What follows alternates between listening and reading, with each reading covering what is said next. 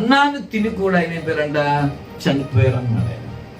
అని ఇంకేమన్నాడు చూడండి 50వ వచనంలో, దీనిని తినువాడు చావకుండునట్లు పరలోకం నుండి దిగి వచ్చిన ఆహారం ఇదే, పరలోకం నుండి దిగి వచ్చిన జీవాహారము నేనే అన్నాడు. ఇప్పుడు యేసుక్రీస్తు దేంతో చెప్తున్నాడంటే, ఇప్పుడు మన్నా కన్నా గొప్పవాడు నేను. మన్నా కూడా పరలోకం నుండి వచ్చింది, నేను కూడా పరలోకం నుండి వచ్చాను.